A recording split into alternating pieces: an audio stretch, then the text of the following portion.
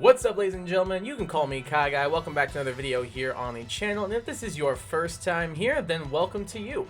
I am your coach of the Washington WOOBAT in the DAPL, and we are here for our Week 4 battle, going up against Taha and the Zeros Crackers. We are currently 2-1 on the season, trying to improve to 3-1, whereas I currently believe they are 0-3. So we'll see if we can keep our 2-game win streak going, move that to 3 games, jump up to 3-1, whole nice little thing going on right there. So hopefully we can keep that win streak alive. If you guys are hyped for some more Draft League battles, make sure you click that thumbs up button. It helps me out a ton. I'd really appreciate that. So, as always, we're going to start off with the team builder, talking about who I'm bringing, what movesets, why I chose them, all that cool stuff. And then the battle will follow. So let's jump right in to our team. Starting off with Wolfric, the Pokemon I think can absolutely put in the most work this week. It looks honestly stupid into this team. We've got Wolfric, our Mamoswine, hold the protective pads with the thick fat ability, and the moves Substitute, Trailblaze, High Horsepower, and Icicle Crash. You might be thinking to yourself, Kai, this is a very weird looking moveset, and you would be correct. But I think in my mind it makes a lot of sense. So I'm going to break this down for you guys. Each of his Pokemon basically is weak to Mamoswine. Tornadus Therian, weak to Ice. Zeraora, weak to Ground. Mega Medicham, not. Zygarde 50%, weak to Ice. Tapu Bulu, weak to Ice. Heatran, weak to Ground. Garbodor, weak to Ground. Alolan Graveler, weak to Ground. So 7 of his 10 Pokemon, 70% of his team is weak to Mamoswine Stab. So Mamoswine was a guaranteed bring this week. And I thought that if I tried to bring like a choice Scarf Mamoswine or a like even a choice Band Mamoswine, we might run into problems of not being able to hit certain switch-ins. For example, if we go for a ground type move, the Tornadus becomes a free switch-in. Or the Tapu Bulu. If we go for an ice type move, then the Heatran becomes a free switch in. So I kind of wanted a way to switch up between moves while also being able to take advantage of the grassy terrain that his Tapu Bulu is going to provide, and also be able to kind of boost my speed a little bit. So that's why I'm running Trailblaze here. So Substitute to get a free hit up, we can easily take a free hit, and then Trailblaze, we can use this to boost our speed by 1 stage, and it's boosted in the grassy terrain as well. Get a little bit of extra chip damage off while also getting a bit of a speed boost. Then Mamoswine doesn't have to worry about switch-ins coming in for free. I can just freely choose between which of those stabs is going to help me out the most. And High Horsepower is not weakened in the grassy terrain, so we can freely switch between Ice and Ground Stab without having our Ground type moves weakened by the grassy terrain that the Tapu Bulu provides. And we're still able to OHKO things like Heatran and do very good damage to things like the the Garbodor as well. Then Protective Pads. I was kind of thinking about running Leftovers, so I've got dual recovery this week from the Bulu grassy terrain plus Leftovers. But I ended up going Protective Pads, because Protective Pads make it so that we can't be burned by Heatran's Flame Body if it runs it. I'm not sure if he would, considering I have Celesteela, so he might try and trap that. But on the off chance he does not bring that, I decided to bring the Protective Pads on this, just so we can have a fail-safe and make sure we're not able to be burned. So that is kind of why we're doing Protective Pads on this thing. It also prevents Rocky Helmet damage, so that could be pretty useful if he runs like a Rocky Helmet Tornadus Therian or Rocky Helmet Garbodor, same with like Aftermath Garbodor as well. I don't think Alolan Graveler gets static, so I don't think we have to worry about that, but you get the idea. Curse Body on Jellicent, like that kind of stuff, guys. So that's the reason we are running this particular moveset. And then Icicle Crash is our Ice Stab move of choice, just to hit super hard and hit as often as possible. So max attack on this thing with 24 HP, 32 speed EVs. I believe this makes it so I guarantee outspeed every form of Zeraora. I don't remember what I was going for with the speed creep here. I made this team a little bit ago, but I'm pretty sure this guarantees I speed creep out every single possible form that Zeraora could do, whether that be Jolly, whatever. So we guarantee outspeed that. But Mamoswine looks insane here, super effective in the 70% of his team, so it was a no-brainer at this point. Next up is Uni, our ORICORIO Pom-Pom, rocking the heavy-duty boots with the Dancer ability, and Quiver Dance, Roost, Revelation Dance, and Hurricane. And we are rocking the TERA Ground. I know that's kind of hidden behind the boots right there, but we're rocking the TERA Ground this week because, like I mentioned, ground-type moves go crazy into this team. Again, Zeraora, Heatran, Garbodor, Graveler. Nothing. There's so much that this Pokemon in particular hits. Like ground flying also goes stupid into his team. Ground ice and ground flying goes stupid. So we've got that it hits the Zeraora, the Medicham, the Bulu, the Heatran, the Garbodor, the Graveler, and then same thing. If we're not Terra'd yet, then the Terra Electric or the Electric type Revelation Dance on this thing goes crazy and hits the Tornadus as well as the Jellicent for super effective damage. So that is super solid. So there's not really a lot on his team that can handle the combination of ground plus flying type coverage. So I kind of decided to run Terra Ground this thing to take advantage of that. And like I said before, we Terra, we also have the electric type Revelation Dance that hits super hard. But we are rocking a max HP, max defense set, so we can set up on some physical threats, like maybe a Tapu Bulu, depending on what kind of set it's running, or maybe something like the Jellicent or the Heatran, or probably not the Zygarde. Probably not the Zygarde or the Medicham. I don't think we want to be setting up on those. But since we can be able to boost our special defense with the Quiver Dance that we've got, setting up on a Jellicent or on a Heatran might not be a bad shot depending on what movesets they're running. So something to keep in mind. Max defense to eat up some hits on the physical side, and then just 4 into speed and special attack because who cares? We had 8 ABs left over. I figured might as well. But yeah, this thing can easily go in and kind of sweep. So hopefully we'll be able to make that thing work. Will I finally make TERA ORICORIO work? Let's find out. Next up is Newt, our Crocolore, holding the Eviolite with the Unaware ability, and the moves Will-O-Wisp, Slack Off, Flamethrower, and Hyper Voice with the TERA Psychic. So TERA Psychic might be a bit weird, but the main reason I decided to run TERA Psychic is because it completely walls the Mega Medicham. There is nothing Mega Medicham can do to us as if we are TERA Psychic, because we resist both dual stab, being Psychic and Fighting, and we also can resist basically all of its coverage, because I don't believe it gets knockoff. So more than likely, he's probably gonna run something like an Ice Punch, or maybe like a T-Punch for like my Celesteela or something. So for the most part, we'll be able to eat up any hits this thing goes for, get off a Will-O-Wisp, and just completely like neuter it so that it is no longer a threat, because honestly, it's the Pokemon that scares me the most. We also do have a good switch in later on in Noah, but this is like my main physical threat to eat up hits from the Mega Medicham. Will-O-Wisp is there to get off a burn if something tries to boost itself like a Zygarde. We've got that. Same thing with Bulu if it tries to boost itself up with like Bulk Up. I think it gets that. We can ignore that and just pretend it didn't happen. Slack Off is there to heal myself. Flamethrower for damage on the fire side, hitting Bulu pretty hard. And then Hyper Voice is there in case they want to bring sub Dragon Dance Zygarde, because I don't have a way to like really hit that thing pretty hard. I figured I'd run a little bit of Hyper Voice, break through the sub that way, because sound-based moves go through subs and everything. So just on the off chance that happens, so if he tries to boost up in my face, we've got Hyper Voice to do damage from behind the sub, and also ignore all of his stat changes that he goes for thanks to the Unaware ability. So that is the reason we are rocking the TERA Psychic here with Newt, as well as the moveset we're rocking. Max HP, max defense, mainly there to be my physical tank and eat up hits on the physical side. Likewise, we have our specially defensive tank, Tora the Clefable, holding leftovers with Unaware. And the moves Soft Boil, Aromatherapy, Knockoff, and Moonblast. Soft Boiled is there to heal myself up back to full. Aromatherapy is there just in case we get burned by something like the Heatran, or if something goes for Toxic on us, like maybe the Jellicent or the Garbodor. Or if we get burned by the Sableye through like Prankster Willow, or anything like that. Thunder Punch Paralysis from the Mega Medicham, who knows? So it's kind of there just to make sure we can heal that back up, coupled with healing myself thanks to the Soft Boiled. Leftovers is a little bit of faster recovery as well. Knockoff is just there to remove items. So if he's got like something that has like lefties, we can get those gone. So he's not getting lefties plus grassy terrain. Yeah, just kind of there, just remove items all around, make things easier for my team later on, that kind of thing. And Moonblast is just there for damage, hits the Medicham, hits the Zygarde, doesn't really do much outside of that. Oh, it hits the Sableye, depending on what other Terra types the other Pokemon go for, we could hit those as well. I thought about running Ice Beam for this, mainly for Zygarde, but I feel like this is a little bit better, just to get the little bit of extra stab, and then kind of go from there. But Unaware again, so that we can ignore threats that are trying to step in front of us. And although this Pokemon is not built to be a physically defensive tank, it can definitely eat up hits on the special side, and maybe eat up a physical hit here and there if we needed to do so. So yeah, max HP, max Spadef on this thing. Doesn't really have that many special attackers. It's really just the Tornadus and the Heatran. So I honestly might end up switching this to physically defensive, so we'll see. But for now, it's going to be our specially defensive Mon, just to kind of eat up hits and kind of go from there. Next up is Gorg, our Quaquaval, holding the Assault Vest with not the Torrent ability, the Moxie ability.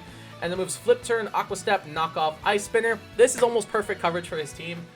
Flip Turn and Aqua Step are Water Stab. They do pretty good damage. Flip Turn for momentum. And Aqua Step does phenomenal damage to the Heatran, as well as the Alolan Graveler.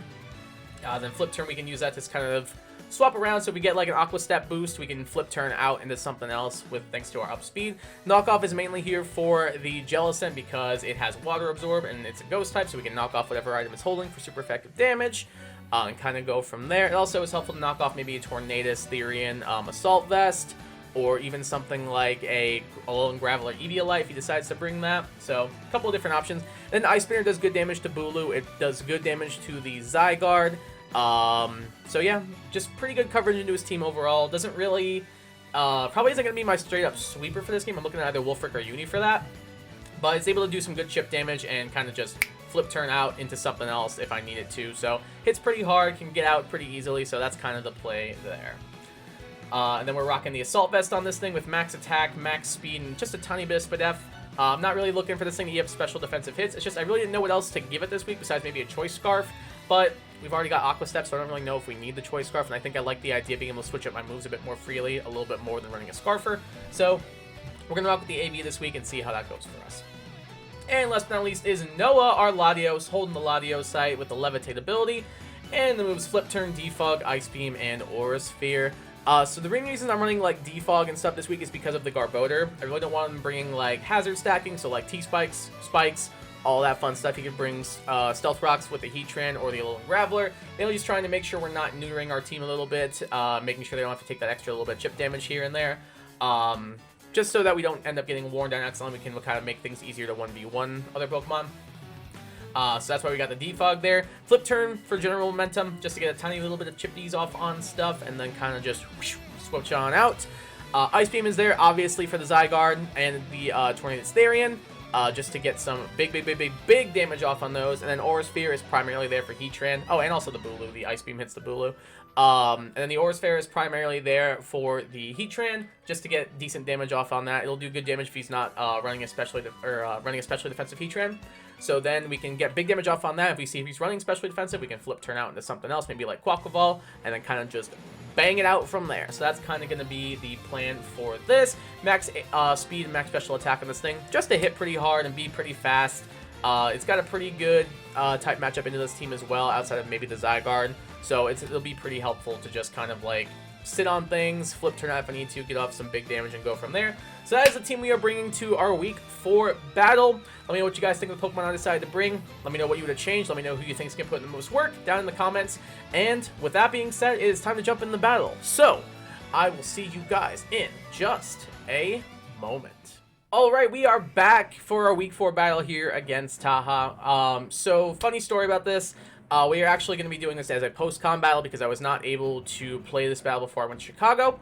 So because of that, we are going to be doing a post-commentary battle and getting things talked about like as a perspective on a turn-to-turn basis rather than the normal like in-as-we-go battles that you guys are used to.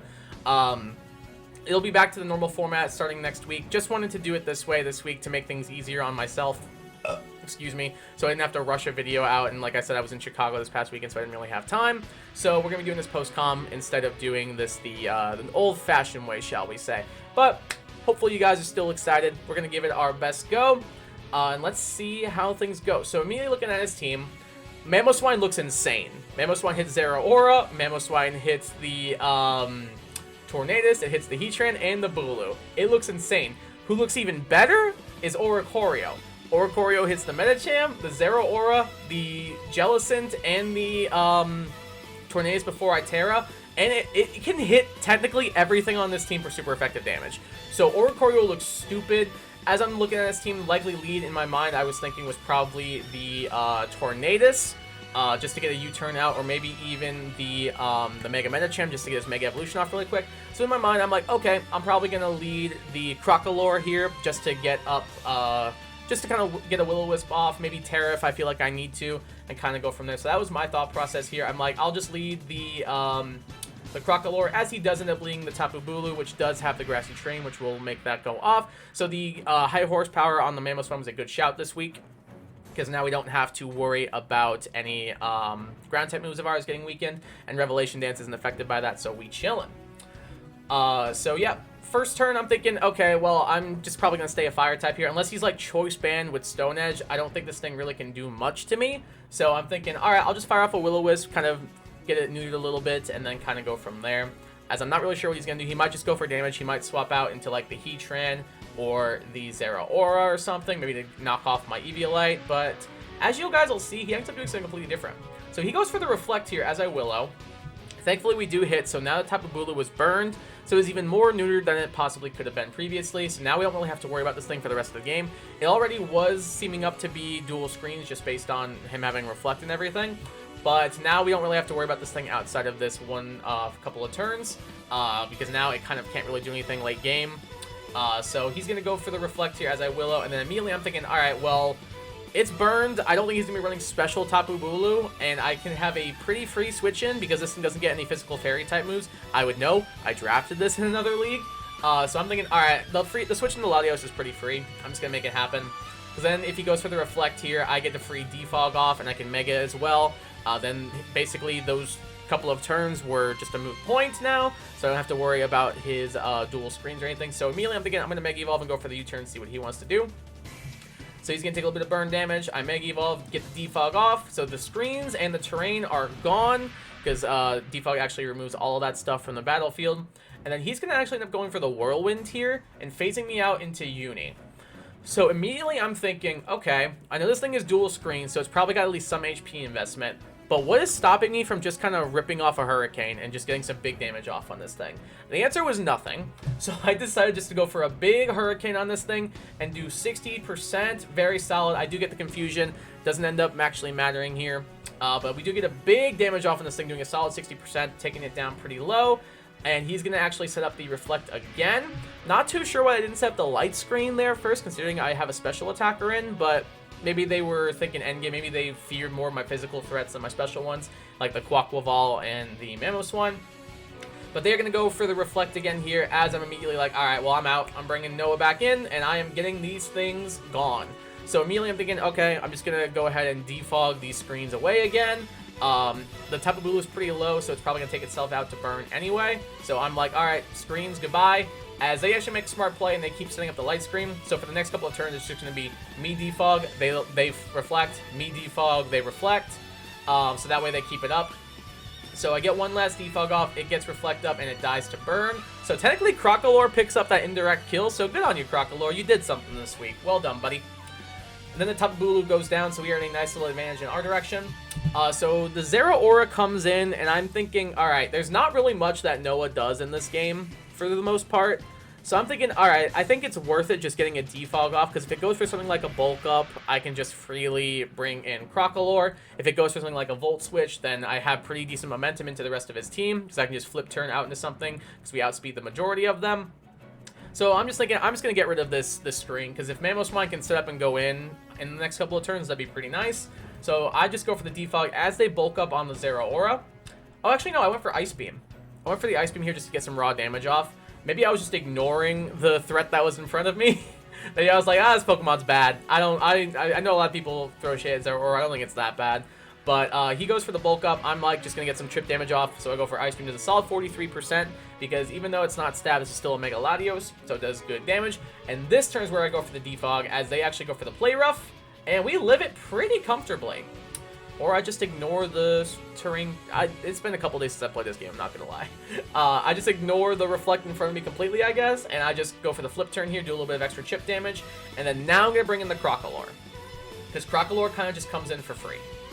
Because I can ignore his +1 boost to his physical attack and basically just say, nope, I didn't see it, therefore it didn't happen. And I can freely go for a Will-O-Wisp onto this thing. So I'm going to do that as you get to make a good play and go into the Heatran. So we do see it is immune, so it is not Flash Fire on the Heatran. So they are Flame Body. So because of that, we don't have to worry about like accidentally giving it a Fire type boost. But we do have to be wary of like something like a flip turn, getting a burn off on us. So something just to keep in mind as we go further into the game. But I'm going to go for the Will-O-Wisp, does nothing. I'm thinking, okay, I can have a free sack here in Latios depending on what they want to do. If they go for rocks, I can defog goes away because I'll outspeed the Heatran. If they go for something like a Magma Storm, it's going to take me out, but whatever, it's fine. So my immediate thought process was like, I'm sacking off Latios. So they actually do go for the rocks here, so I'm like, okay, it's probably going to KO me next turn. That's fine. I don't really need Latios in this game.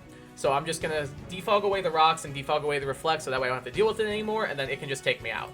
So that's immediately my thought process. So they actually end up going for the Magma Storm. And it misses, which is big for me, because now I get free damage off on this thing.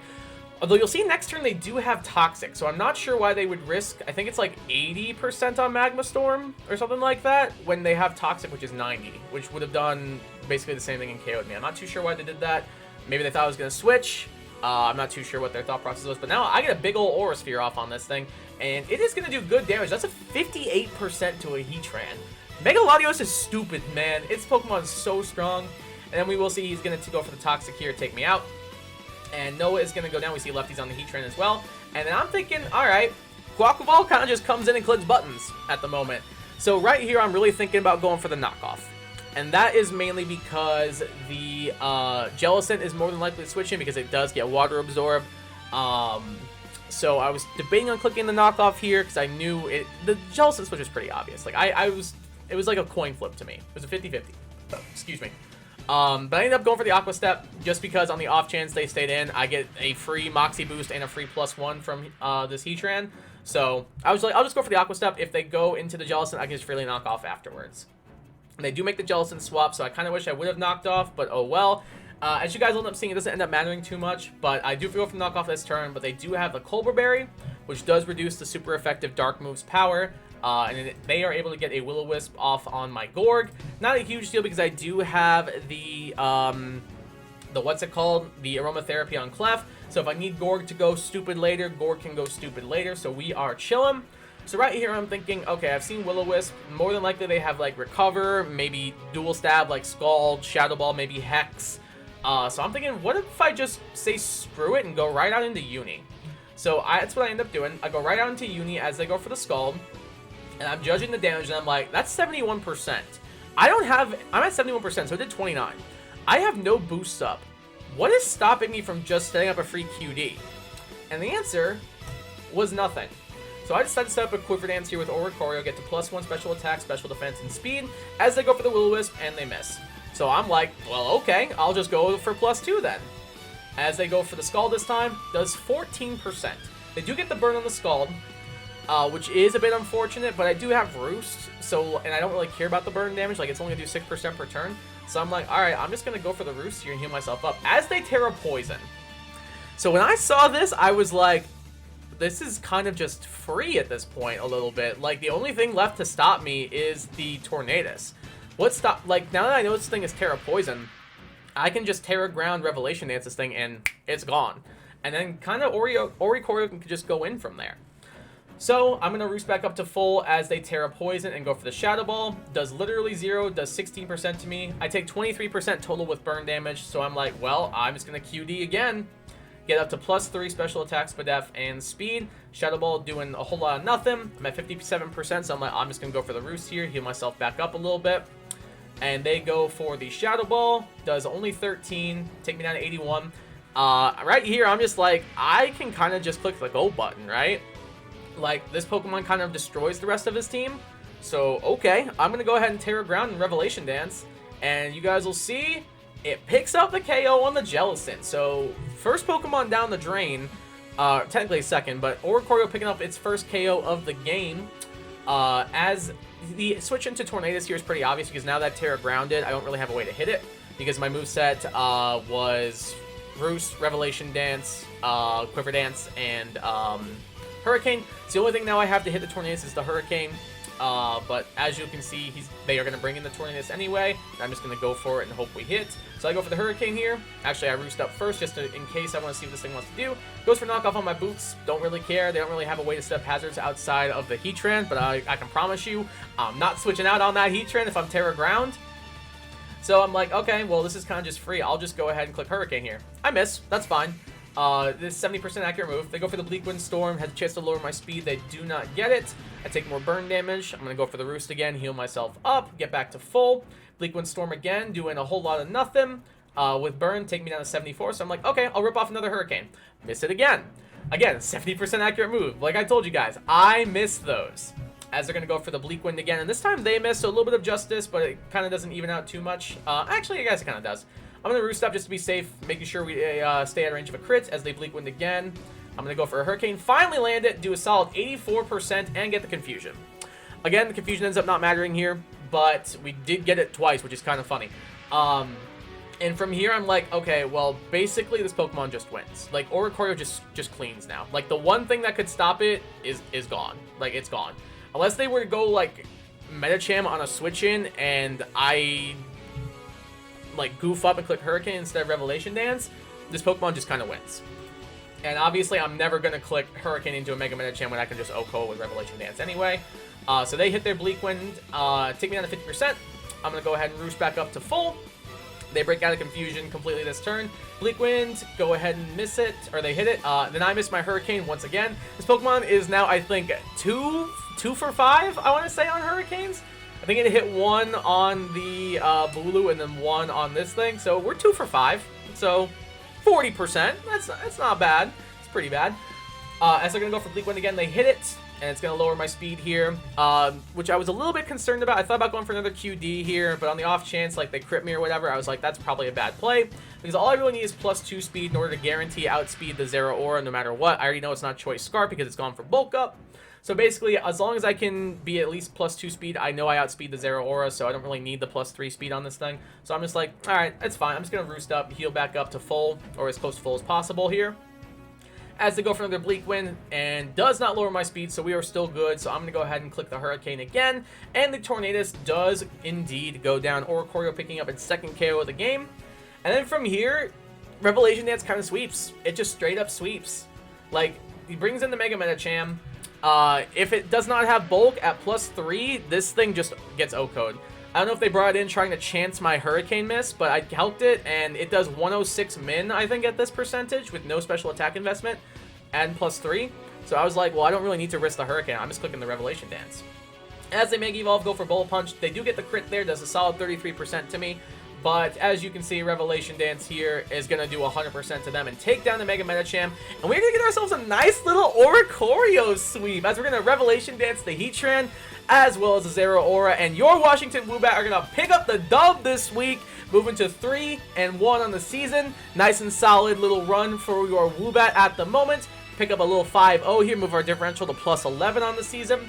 It was ORICORIO's time to shine this week. I unfortunately get to put in work with the Trailblaze sub Mamoswine, but this, when ORICORIO sweeps, it just goes in, and that's what that Pokemon did this week.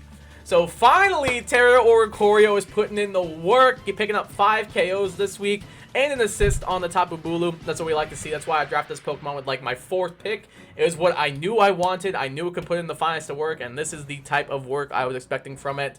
Yeah, I could not be more impressed with this thing. Uni, my queen, putting in the work. I love this Pokemon so much. Yeah, we ended up picking up a W this week, moving to 3-1 in the season. Let me know what you guys think of the battle. What do you think of the Pokemon I brought? Are you happy about the TERA ORICORIO sweep? I hope you are, because I've been trying to put in work with this thing.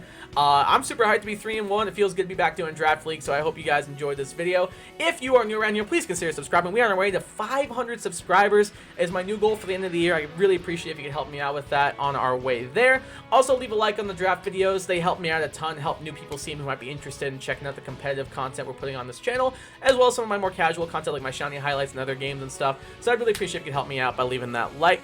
Let me know what you thought of the battle down in the comments. Let me know who your favorite team member is, as always, and I will catch you guys in the next one. Your Washington WOOBAT are 3-1 in the DAPL. I will see you guys here next Sunday, for our Week 5 battle. Until then, all I have to say is peace.